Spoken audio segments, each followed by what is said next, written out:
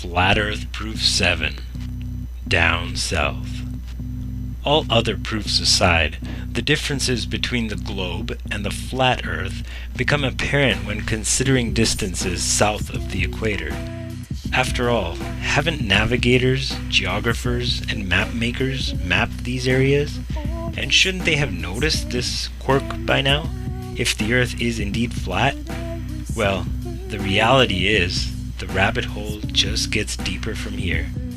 So, to begin, the distance between Sydney, Australia and Nelson, New Zealand, on the ball Earth, given their coordinates and sparing you the spherical trigonometry, should be 1,310 miles.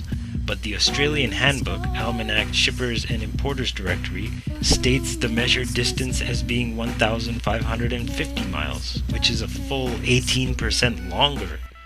And while on the ball Earth model, Antarctica is said to be a continent of ice situated at the bottom of the ball from 78 degrees south latitude, it should therefore not have a perimeter greater than 12,000 miles.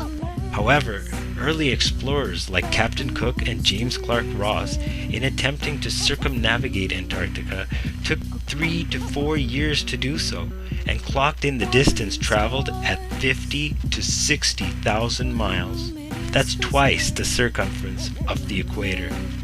But the real proof for the flat Earth map is in the flight paths. On the ball Earth, several flights would have their shortest, quickest, and straightest path over or around the Antarctic continent. But instead, these flights take all manner of tangential detours, crossing into the northern hemisphere to refuel. Their reason? Antarctica's too cold, they claim. Well, I'm not buying it. When they claim there are bases with working machinery set up all over Antarctica. So let's just take a look at the actual flight paths and see what they have to disclose. One flight that should be a simple 11-hour shot across the Indian Ocean is from Johannesburg, South Africa to Perth, Australia. However, this flight takes a detour north, stopping in either Dubai, Hong Kong, or Malaysia to refuel, for a total flight time averaging over 18 hours. This ridiculously wayward detour is frustrating to say the least, but on the flat Earth map starts to make sense. Another quick and easy flight, you would think, is from Johannesburg to Santiago, Chile.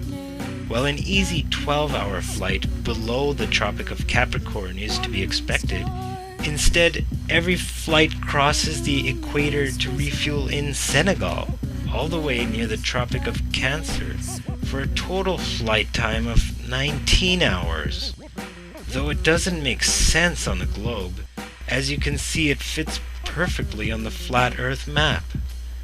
A third flight from Johannesburg is to São Paulo, Brazil, which should be a direct 10-hour flight across the 25th degree south latitude. But instead, every flight crosses into the north to stop in London to refuel, making the total flight time 24 hours.